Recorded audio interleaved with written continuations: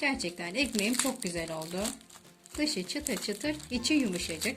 Şu an oldukça da sıcak. Elimde tutmakta da zorlanıyorum. Bugün sizlere evde ekmek nasıl yapılır sorusunun yanıtını bulacağınız güzel bir tarifle geldim. Sizler de kanalıma abone olarak birçok farklı, lezzetli ve kolay tariflere ulaşabilirsiniz. Ekmeğimiz için malzemelerimiz 2 kiloya yakın un, 1 yemek kaşığı dolusu tuz, 1 yemek kaşığı dolusu sıvı yağ, 1 paket yaş maya, 1 sürahi su. Ponçik ekmek yapım aşamasına hemen geçelim. Bunun için öncelikle unumuzun ortasını havuç şeklinde açacağım. İçine 1 paket yaş mayamı böyle ufalayarak ekleyip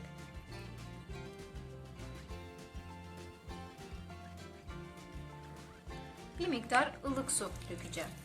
Ben tüm ekmeklerimde suyumu ılık olarak kullanıyorum. Hem bu sayede daha çabuk mayalanıyor hem de güzel kabarıyor.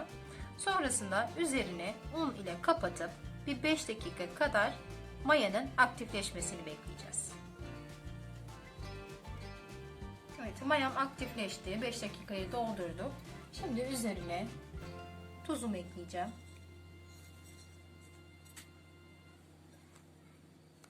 Bir yemek kaşığı dolusu sıvı yağıma. Sıvı yağ kullanmamın sebebi hem ekmeğime yumuşaklık katıyor hem de daha parlak gözükmesini sağlıyor. Şimdi hamurun ortasından başlayarak buradan suyu döküp kenarlarından un ala ala yoğuralım.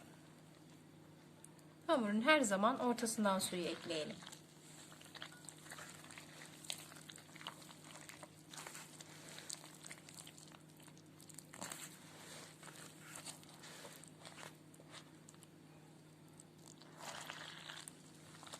Bu arada ben unumu eledim. Ununuzu mutlaka siz de eleyin.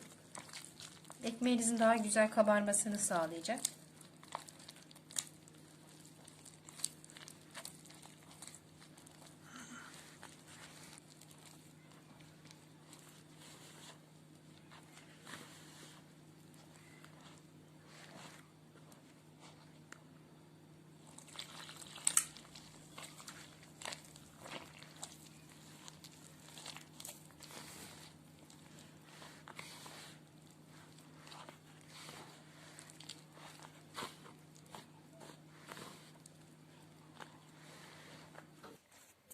Hamurum toparlanmaya başladı. Üzerine ben un ekliyorum. Daha kolay toparlamamı sağlıyor.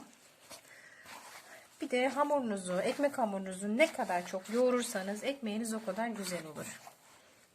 Ben bu şekilde bir 10 dakika daha yoğuracağım.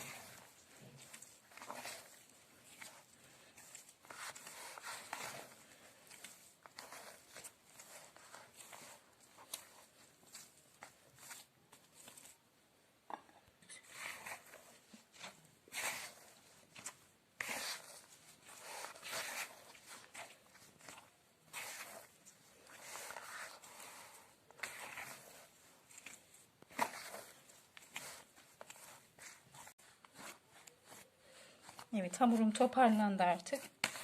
1-2 dakika daha yoğurup mayalanmaya bırakacağım. Ele yapışmayan kulak memesi kıvamında bir hamur elde edeceğiz.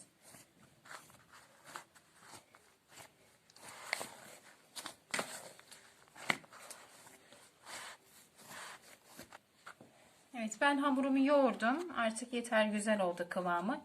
Şimdi üzerini temiz bir bez kapatıp sıcak bir yerde 1 saat mayalanmaya bırakalım. Size bir püf noktası vermek istiyorum.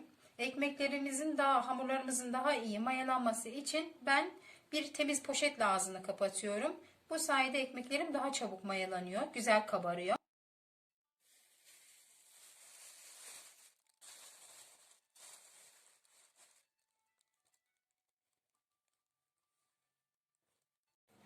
Evet, benim hamurum mayalandı. Çok da güzel olmuş kıvamı. Şimdi ufak ufak bezeler ayırıp tepsi mayasının gelmesini bekleyeceğiz. Şimdi ufak bezeleri ayıralım.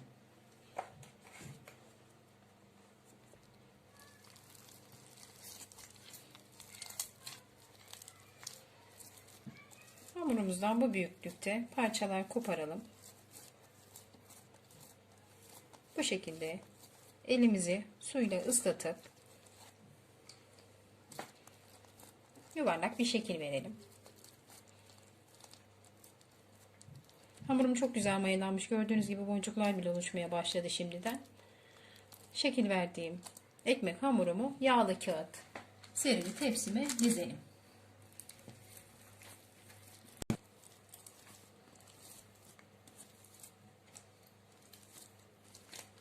Elinizi suyla ıslatırsanız şekil vermeniz daha kolay olur.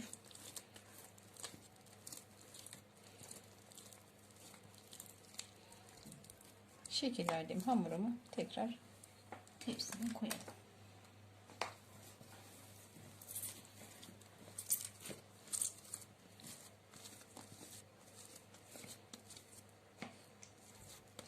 Hamurumun kıvamı çok güzel olmuş. Çok kolay da şekil verebiliyorum. Şimdiden baloncuklar oluşmaya başladı. Hamurum bitene kadar ekmeklerimi bu şekilde dizmeye devam edeceğim. Evet, ben şimdi ekmeğimin köşelerinden şöyle çizikler atıyorum.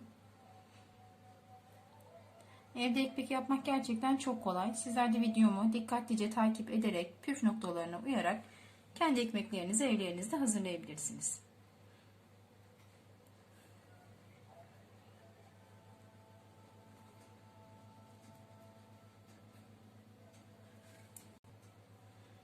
En son üzerlerine hafif hafif un serpiyorum.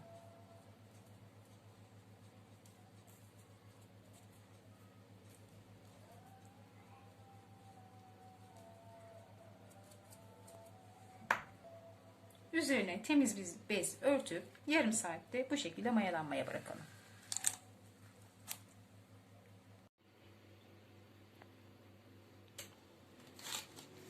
Evet, benim hamurlarımın tepsi mayası geldi. Şimdi 190 derecede yaklaşık 35-40 dakika arası alt üst ayarında pişirmeye bırakalım. Bu arada fırınınıza ısıya dayanıklı bir kapta su bırakmanızı öneririm ekmeklerinizi pişirirken. Bu sayede ekmekleriniz daha yumuşak olacak.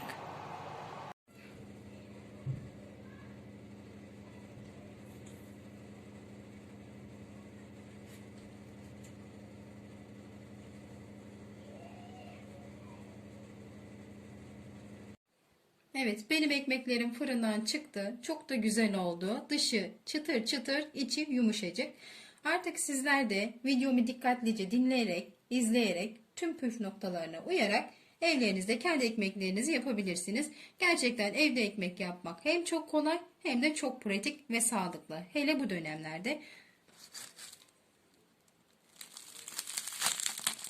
Gerçekten ekmeğim çok güzel oldu. Dışı çıtır çıtır, içi yumuşacık. Şu an oldukça da sıcak. Elimde tutmakta da zorlanıyorum.